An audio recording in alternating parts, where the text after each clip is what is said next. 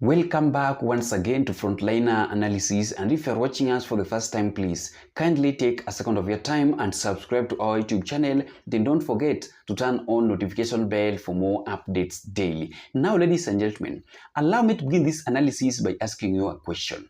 Right now, we are only remaining less than 22 months as the people of Kenya to face the leaders in this country of Kenya ahead of 2027 election, whereby right now the united opposition leaders together with William Samoei Ruto's government and a broad-based team are busy preparing themselves on the ground to make sure that they are going to challenge one another on the ballot box ahead of 2027 election. And here comes the question.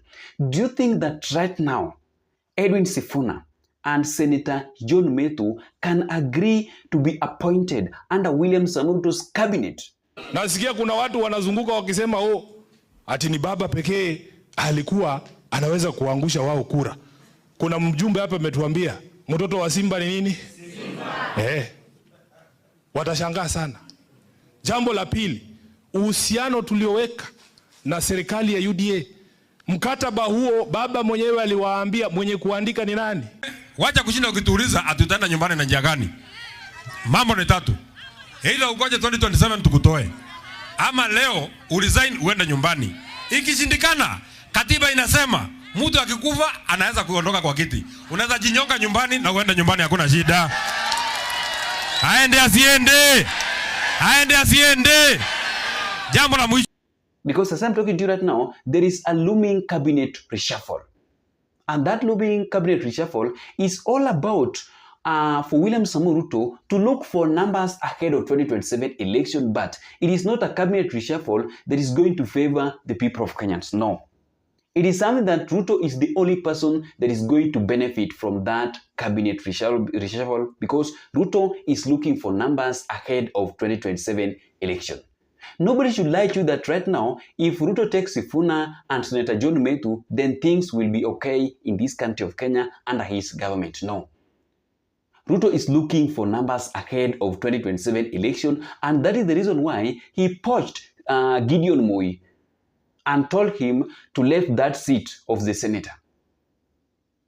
And why am I asking you that question, that do you think that Edwin Sifuna and Senator John Metu can agree to work with William Samoei Ruto? Because there is a letter from State House that is now trending on the social media platform on how William Samoei Ruto is busy looking for Edwin Sifuna and Senator John Metu to poach them under his government to make sure that broad-based government is much stronger. And before we proceed with this analysis, allow me to play for you a clip of the video that is analyzing, or that is having the data analysis on how William Samoei Ruto is preparing himself to poach those two leaders together with another two, so that he can make sure that broad-based government is much stronger, to make sure that they are going to defeat the united opposition leaders ahead of 2027 election. And before you watch the video, ensure that you like our videos. When you like the video, you automatically shows your support on what I'm doing on this platform. So I just want you to watch this video so that I can explain to you the reason why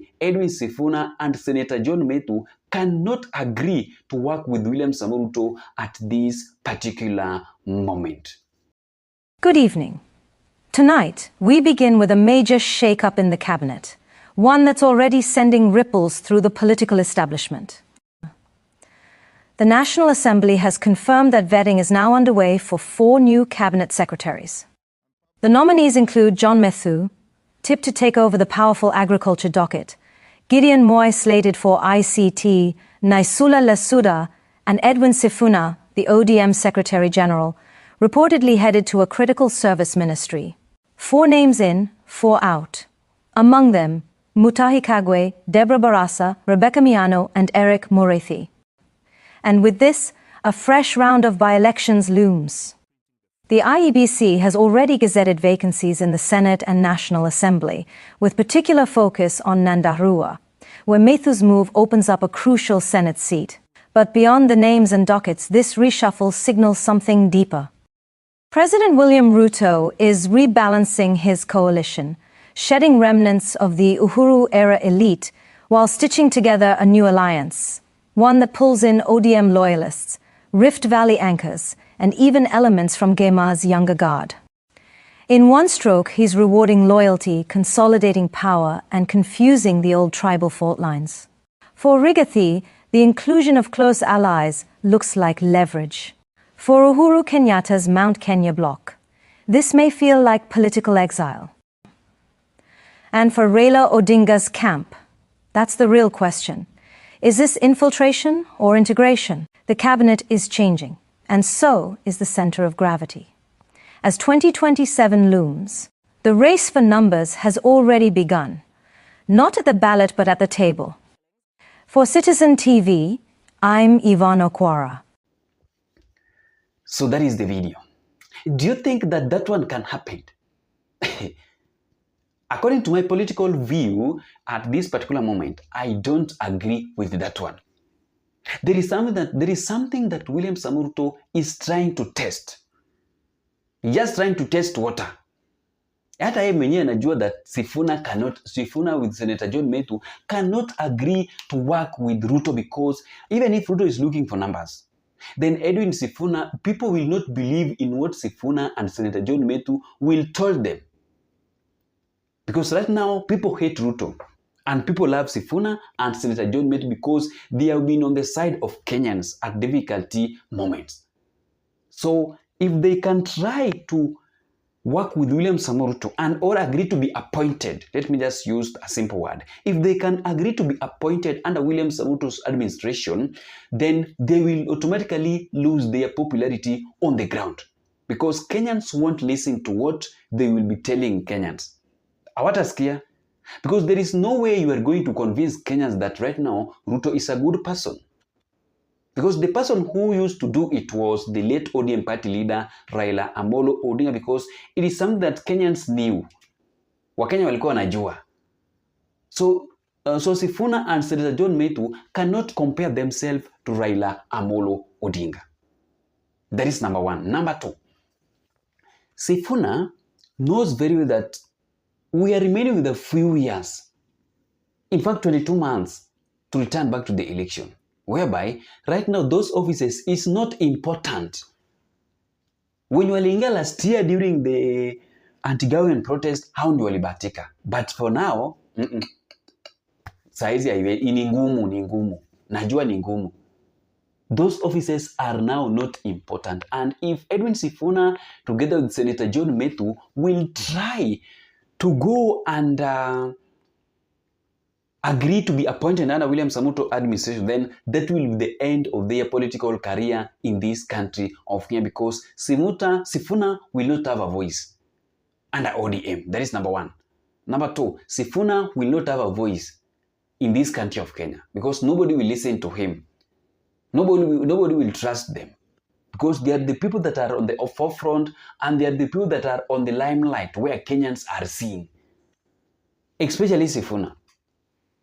Sifuna have stand firm morning to evening. Because let me ask you a simple question. When Baba was alive, their party leader Raila Amolo Odinga, Sifuna was criticizing this government. So do you think that right now Sifuna can agree to work with Ruto at this time, where we are only remaining with less than 22 months? How will Sifuna try to convince Kenyans that Ruto is now a good person? Same to Babu Owino. Those people cannot agree to work with Ruto right now, because Kenyans won't agree with them that now let us listen to these people that, oh, Ruto is now a good person. It is too late. It is too late. So what is happening right now from State House? There is something that Ruto is trying to look for. And kuna kitu anataka kujaribu kusikia that if I will expose that I want to appoint Sifuna and Senator John Metu, what will be the reaction from the people of Kenyans, from their supporters? Because Ruto knows very well that a united opposition is dangerous to his government ahead of 2027 election, especially at this particular moment where ODM party leader Raila Amolo Odinga, who was laid to rest in peace, is nowhere.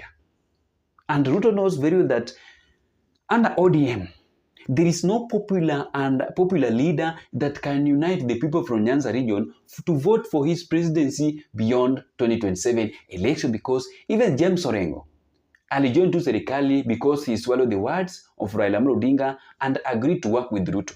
because you need to follow what your party leader is saying. You can't go against your party leader. That is the reality. Same to the governor of Kisumu and Anyang' Nyong'o. They know. There are some people that used to defend the broad-based government because of their ODM party leader, because of the respect that they used to give Baba Raila Amolo Odinga, but they were not there because Ruto told them to be there. Walikuwa tu because Raila used to support William Samoei Ruto. So this issue, this letter that is now trending on the social media platform on how Ruto is preparing himself to poach leaders left, right, and center to make sure that his broad-based government is much stronger, it is something that is not going to work. Si hata nyinyi mlisikia Kenya Sifuna alisema one day ago, na hata leo, hata jana, haizi kubali kufanya kazi na Ruto because he knows very well that if he will try to be appointed, he will be over. His political career will end. Kenyans won't listen to him again. Nobody will trust Sifuna. Because how will Kenyans start saying that, oh, right now, Ruto is good. Ataanza kuconvince wananchi aje.